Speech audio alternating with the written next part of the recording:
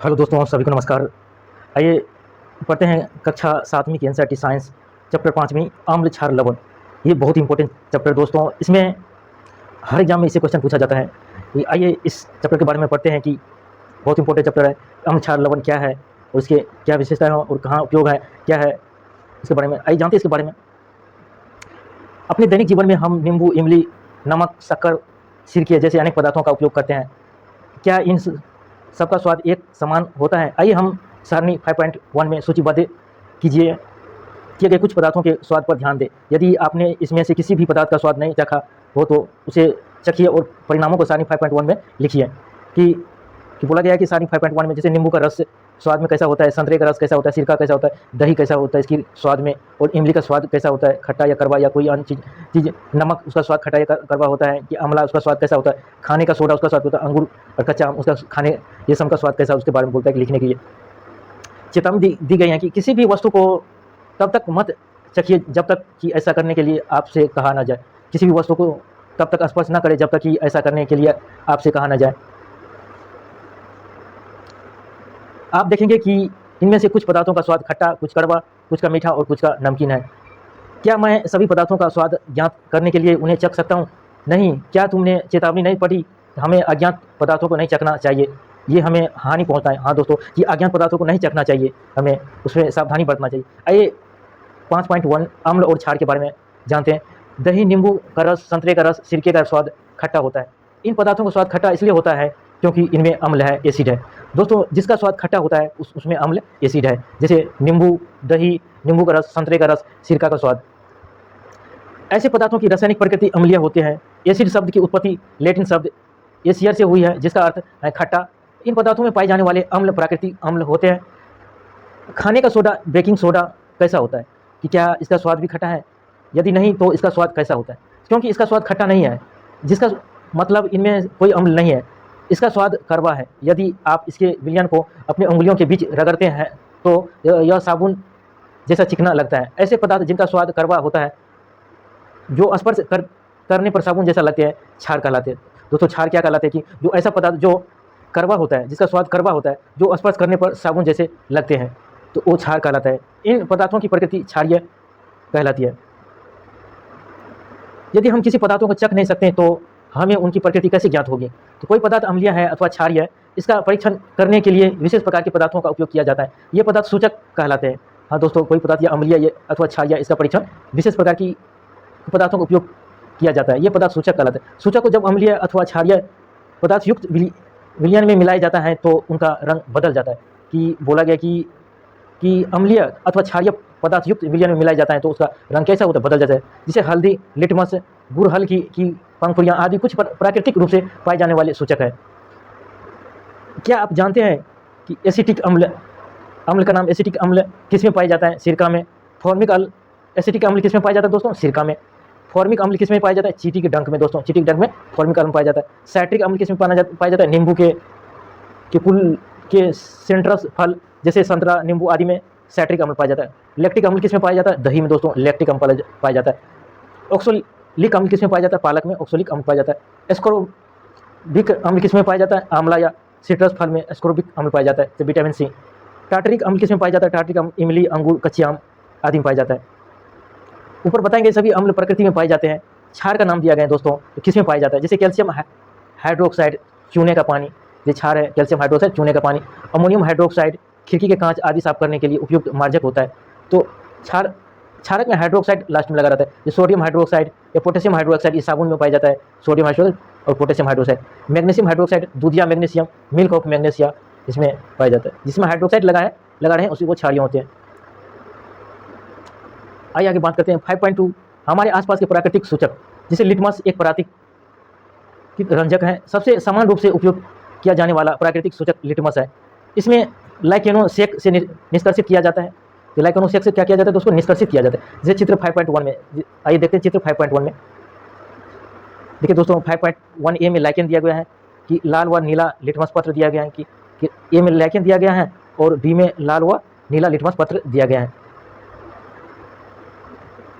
आइए आगे बात करते हैं। साबुत जल में इसका रंग माव या नील सोल होता है। जब इसे अम्लीय विलयन में मिलाया जाता है तो यह लाल हो जाता है, और जब क्षारीय विलयन में मिलाया जाता है तो यह नीला हो जाता है। तो क्षारीय में नीला हो जाता है दोस्तों, और अम्लीय विलयन में कैसा होता है? लाल हो जाता है। तो यह विलयन के रूप में अथवा कागज़ की पट्टियों के रूप में उपलब्ध होता है, जिन्हें लिटमस पत्र कहते हैं। सामान्यतः यह लाल और नीले लिटमस पत्र के रूप में उपलब्ध होते हैं। लाल या नीले, जैसे चित्र 5.1 में देखिए दोस्तों कि लाल या नीले लिटमस पत्र के रूप में यहाँ ये लाल और नीले लिटमस पत्र के रूप में यहाँ दिखाए गए हैं। आइए क्रियाकलाप 5.1 जानते हैं। प्लास्टिक के किसी प्याले या कटोरे या परखनली में नींबू का रस लेकर उसमें थोड़ा पानी मिलाइए और रोपर की सहायता से उपयुक्त विलयन की एक बूंद को लाल लिटमस पत्र डालिए, जिसे 5.2 में दिखाया गया है।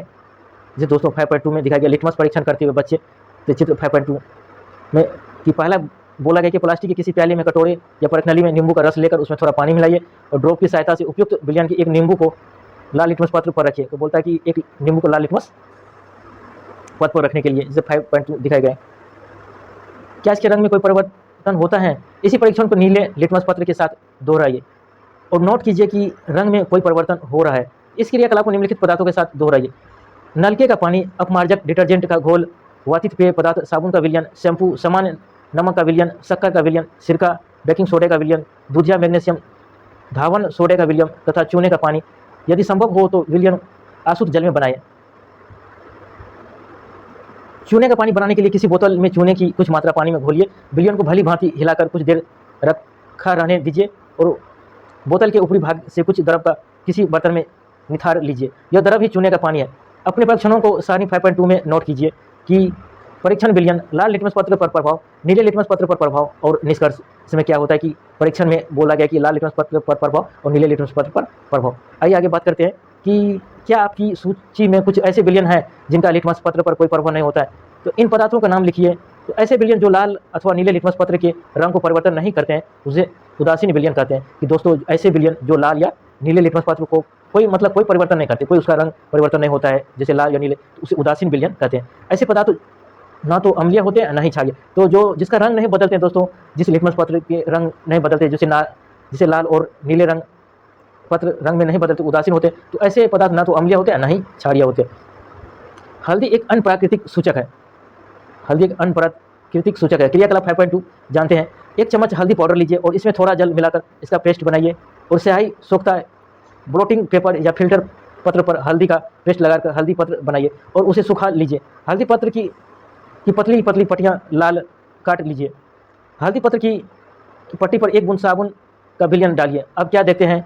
इसी प्रकार सारणी 5.3 में दिए गए विलयनों का परीक्षण कीजिए और अपने परीक्षणों को सारणी 5.3 में नोट कीजिए। आप अन्य पदार्थों के विलयन से भी परीक्षण कर सकते हैं। जिसे 5.3 परीक्षण दिया गया है, परीक्षण विलयन दिया गया।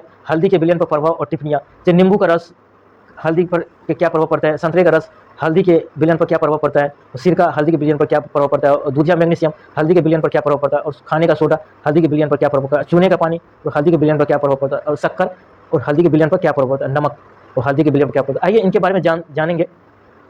आप अपनी माताजी के जन्मदिन पर उनके लिए विशेष बधाई पत्र बना सकते हैं। सादे सफ़ेद कागज की शीट पर हल्दी का पेस्ट लगाइए और उसे सुखा दीजिए।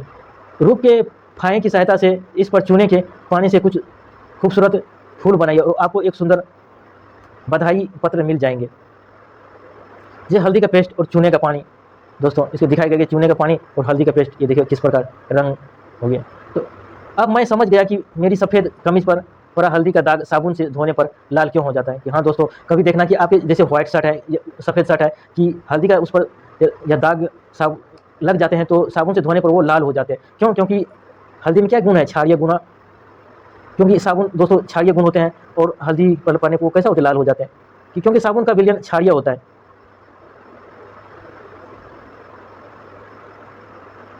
आइए सूचक के रूप में गुड़हल के पुष्प। क्रियाकलाप 5.3।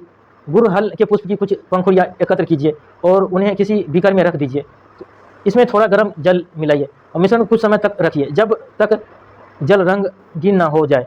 रंगीन जल को सूचक के रूप में उपयोग कीजिए। इस सूचक की 5-5 बूंदें सारणी 5.4 में दिए गए प्रत्येक विलयन में मिलाइए। जैसे सारणी 5.4 की परीक्षण विलयन है कि जैसे आरंभिक विलयन और अंतिम विलयन। जैसे शैम्पू तनु विलयन है, नींबू का रस परीक्षण विलयन, सोडा जल, सोडियम हाइड्रोक्साइड, हाइड्रोजन कार्बोनेट का विलयन, सिरका शक्कर का विलयन, नमक का विलयन। आइए इन सब के बारे में आरंभिक रंग और अंतिम रंग। तो इस वीडियो में देखते हैं आरंभिक रंग और अंतिम रंग, इसके बारे में आइए पढ़ते हैं। सूचक अम्लीय, क्षारीय और उदासीन विलयन पर क्या प्रभाव पड़ता है। गुड़हल के पुष्प का सूचक अम्लीय विलयनों को गहरा गुलाबी मैजेंटा और क्षारीय विलयनों को हरा कर देता है। कि क्या करते हैं दोस्तों, तो गुड़हल के पुष्प का सूचक है ना, अम्लीय विलयन को क्या करते हैं, गुलाबी बना देते हैं, अम्लीय विलयन को मैजेंटा, जिसको गुलाबी को मैजेंटा कहते हैं, और क्षारीय विलयन को हरा कर देते हैं। कि क्या, गुड़हल के पुष्प। तो चित्र 5.3 में दिखाया गया है कि आइए देखते हैं चित्र 5. देखिए दोस्तों कि चित्र 5.3 में कि सबसे पहले गुड़हल के पुष्प देखिए दोस्तों कि क्या कहते हैं कि ये अम्ल है। तो अम्ल सबसे ये क्या कहते हैं कि गुड़हल का पुष्प में किया गया सूचक कि इसका कलर अलग अलग हो गया कि अम्ल में कैसा रंग होता है। बोला गया कि अम्लीय विलयन में ये गुलाबी मैजेंटा हो जाता है और क्षारीय विलयन में हरा हो जाता है। जैसे अम्लीय विलयन में मैजेंटा ये गुलाबी देखिए दोस्तों हो जाता है, और यहाँ देखिए दोस्तों कि अम्लीय विलयन में ये मैजेंटा गुलाबी रंग का हो जाता है और क्षारीय विलयन में ये हरा हो जाता है। ये सूचक है, ये गुड़हल का पुष्प का है।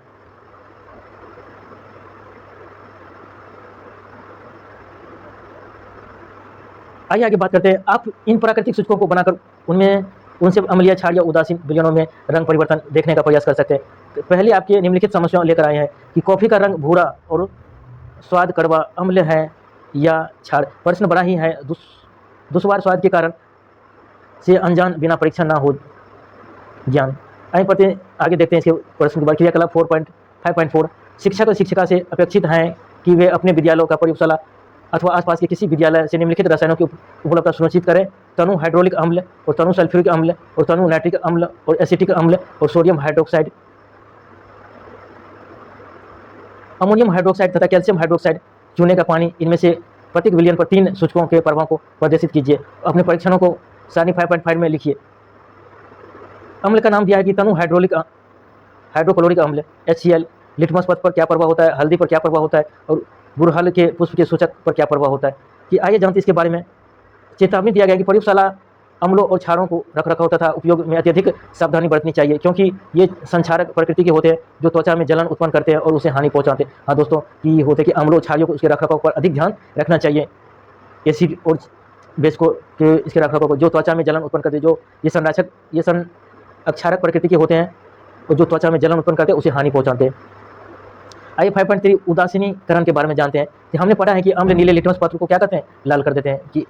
कि दोस्तों अम्ल क्या करते हैं कि नीले लिटमस पत्र को लाल कर देते हैं। क्षार क्या करते हैं, लाल लिटमस पत्र को नीला कर देता है। कि तो उल्टा हो जाता है दोस्तों कि हमने तो अम्ल क्या करते हैं, नीले लिटमस पत्र को लाल कर देते हैं, क्षार क्या करते हैं, लाल को नीले कर देते हैं।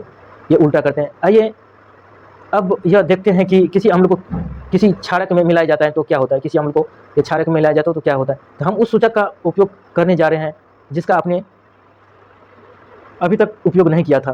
तो इसे फिनोल्फथेलिन कहते हैं। क्रियाकलाप 5.5 यह क्रियाकलाप शिक्षक द्वारा कक्षा में निर्देशित किया जाना चाहिए।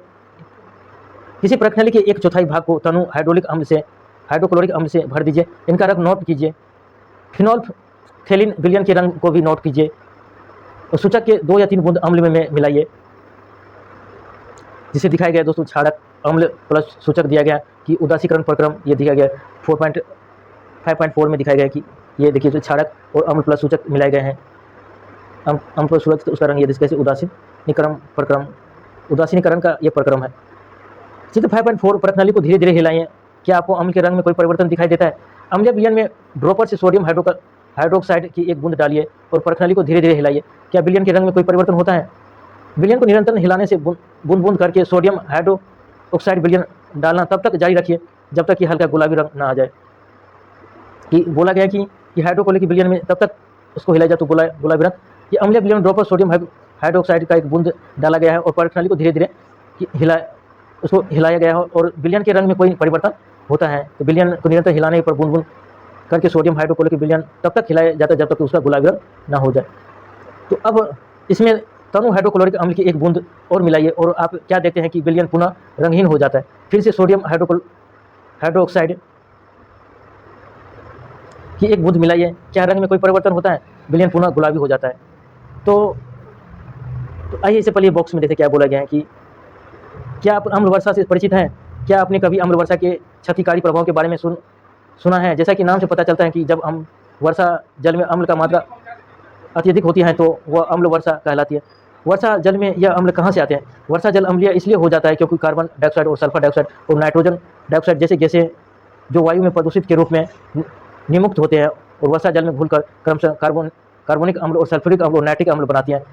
अम्ल वर्षा भवनों, ऐतिहासिक इमारतों और पौधों और जंतुओं की क्षति पहुंचाते हैं। हाँ दोस्तों, आपने देखा होगा कि जैसे ताजमहल दोस्तों देखा होगा आपने कि वहाँ अम्ल की वर्षा होती है कि वहाँ प्रदूषण के कारण वो धीरे-धीरे क्या वो पीले रंग के दिखाई देने, पहले पूरा व्हाइट था, पूरा सफ़ेद था और धीरे-धीरे अम्ल की वर्षा के कारण वो पीले दिखाई दे रहे हैं। कि आप कभी आगरा जाना, ताजमहल देखना, तो वो क्या होता है कि वो पीले रंग के दिखाई, तो क्या होता है ये वो अम्ल वर्षा के कारण ऐसा होता है कि वर्षा जल में क्या होता है, अम्लीय होते हैं।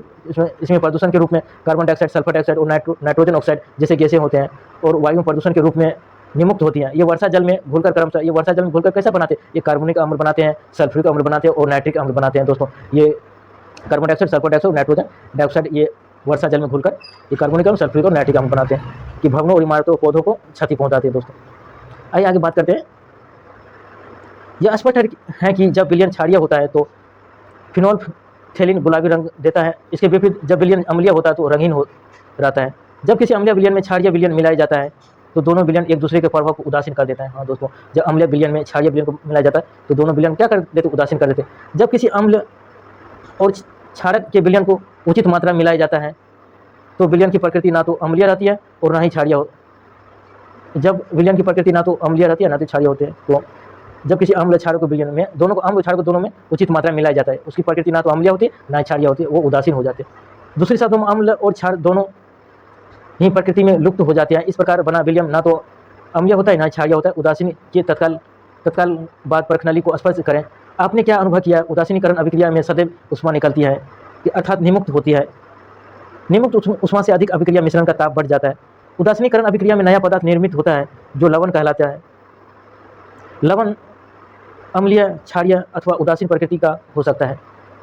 लवण कैसा हो सकता है? अम्लीय, क्षारीय और उदासीन प्रकृति का हो सकता है। अतः उदासीन को निम्नलिखित रूप से परिभाषित किया जा सकता है। उदासीन को निम्नलिखित रूप से किसी अम्ल और किसी क्षार के बीच होने वाले अभिक्रिया उदासीनीकरण कहलाती है। इस प्रक्रिया में उष्मा के निमुक्त होने के साथ साथ लवण और जल निर्मित होते हैं। कि दोस्तों जब भी उदासीनीकरण की परिभाषा करते हैं कि किसी अम्ल और क्षार के बीच में अभिक्रिया होते हैं और इसमें उष्मा निमुक्त होते हैं तो और लवण और जल निर्मित करते हैं, उसके साथ उष्मा निर्मित करते हैं, उसके साथ साथ लवण और जल निर्मित करते हैं।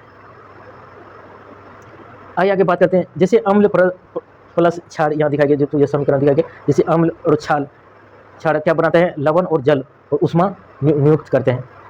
जैसे दोस्तों अभिक्रिया में दिखाया गया कि हाइड्रोक्लोरिक अम्ल दिखाया गया, ये हाइड्रोक्लोरिक अम्ल दिखाया गया है और क्षारक सोडियम हाइड्रोक्साइड दिखाया गया है। तो NaCl, HCl को NaCl से हाइड्रोक्लोरिक अम्ल और सोडियम हाइड्रोक्साइड अम्ल को मिलाया गया है, या सोडियम क्लोरिक अम्ल को। तो क्या करते हैं कि ये जल और उष्मा उत्पन्न करते हैं। बूझों ने चूने के पानी से में टनु सल्फ्यूरिक अम्ल मिलाया और अभिक्रिया मिश्रण गर्म हो जाएगा अथवा ठंडा। आइए इसके प्रश्न के बारे में जानते हैं। आइए आगे जानते हैं। 5.4 दैनिक जीवन में उदासीनीकरण के उदाहरण की उपाचन। हमारे आमाशय में हाइड्रोक्लोरिक अम्ल पाया जाता है कि हमारे आमाशय में आप अध्याय 2 में पढ़ चुके हैं कि यह भोजन के पाचन में हमारी सहायता करता है। कौन? हाइड्रोक्लोरिक अम्ल दोस्तों हमारी भोजन के पाचन में सहायता करता है। लेकिन आमाशय में अम्ल की आवश्यकता से अधिक मात्रा में होने से अपाचन हो जाता है कि अम्ल आवश्यकता से अधिक होने से अपाचन हो जाता है। कभी कभी अपाचन काफ़ी कष्टदायक होता है। अपाचन से मुक्त पाने के लिए हम दूध या मैग्नीशियम जैसे कोई प्रति अम्ल लेते हैं, जिसमें मैग्नीशियम हाइड्रोक्साइड होता है जो अत्यधिक अम्ल के प्रभाव को उदासीन कर देता है। कि जो दोस्तों जब भी पेट में एसिडिक जैसे आपने सुना कि जब सबसे ज़्यादा अम्ल निकलते हैं, जैसे एसिडिटी हो जाता है किसी को, कि अपाचक हो जाता है, ये अधिक कष्टदायक होता है। तो इसमें होता है कि अपाचक में मुक्त पाने के लिए हम दूध या मैग्नीशियम या प्रति अम्ल लेते हैं, जिससे मैग्नीशियम हाइड्रोक्साइड होता है, जिसे टेबलेट लेते हैं दोस्तों कि पाचन में हमारी सहायता। जैसे आमाशय में अम्ल का अधिक मात्रा में होने से अपाचन हो जाता है, क्योंकि अपाचन काफ़ी कष्टदायक होते हैं। इसके लिए हमने मैग्नीशियम जैसे मैग्नीशियम हाइड्रोक्साइड लेते हैं, जो अत्यधिक अम्ल के प्रभाव को क्या करते थे? जो अत्यधिक अम्ल के प्रभाव को उदासीन कर देते हैं। तो पेट में अत्यधिक अम्ल के प्रभाव होने के कारण उसे हम लोग क्या लेते हैं टेबलेट के रूप में? Magnesium hydroxide. चींटी का डंक, आइए पढ़ते आगे। चींटी के डंक में फॉर्मिक अम्ल होता है दोस्तों। जब चींटी काटती हैं तो यह त्वचा में अम्लीय द्रव डाल देती हैं, ये फॉर्मिक अम्ल होते हैं। डंक के प्रभाव को नमी युक्त खाने का सोडा, सोडियम हाइड्रोजन कार्बोनेट अथवा केलेमाइन विलयन मिलाकर उदासीन किया जा सकता है, जिसमें जिंक कार्बोनेट होता है कि बोला गया चीटी के डंक प्रभाव को मुक्त या खाने वाला सोडा जैसे सोडियम हाइड्रोजन कार्बोनेट अथवा केलेमाइन विलयन मिलाकर उदासीन किया जाता है, जिसमें जिंक कार्बोनेट होता है। मृदा उपचार। रासायनिक उर्वरकों का अत्यधिक उपयोग मृदा को अम्लीय बना देते हैं कि दोस्तों क्या होता है कि रासायनिक उर्वरकों का अत्यधिक उपयोग से क्या करते हैं, मृदा को अम्लीय बना देते हैं। यदि मृदा अत्यधिक अम्लीय अथवा अत्यधिक क्षारीय हो जाता है तो पादप पौधों की वृद्धि अच्छी नहीं होती है। जो दोस्तों कि जो हम लोग रासायनिक उर्वरक अत्यधिक उपयोग करते हैं तो वो क्या करते हैं, मृदा को अम्लीय या तो क्षारीय बना देते हैं, जो पौधों के लिए बहुत नुकसानदायक होते हैं दोस्तों। वो पौधों की और पादप या पौधों की वृद्धि अच्छी नहीं होती है। जब मृदा अत्यधिक अम्लीय होता है तो उसे बिना बुझा हुआ चूना या कैल्शियम ऑक्साइड अथवा बुझा हुआ चूना या कैल्शियम हाइड्रोक्साइड जैसे क्षारकों को उपचारित किया जाता है। हाँ दोस्तों, जब भी अधिक क्षारीय या अम्लीय होता है तो उसे कैल्शियम ऑक्साइड या कैल्शियम हाइड्रोक्साइड, तो ऑक्साइड अम्लीय के लिए ऑक्साइड के यूज करते हैं और क्षारीय के लिए हाइड्रोक्साइड यूज करते हैं। कैल्शियम हाइड्रोक्साइड अम्लीय के लिए या बुझा हुआ चूना या बिना बुझा हुआ चूना या एक बुझा हुआ चूना। एक बुझा हुआ चूना होता है जो कैल्शियम ऑक्साइड, बिना बुझा हुआ चूना होता है कैल्शियम ऑक्साइड और बुझा हुआ चूना होता है कैल्शियम हाइड्रोक्साइड, जैसे क्षारकों से उपचारित किया जाता है।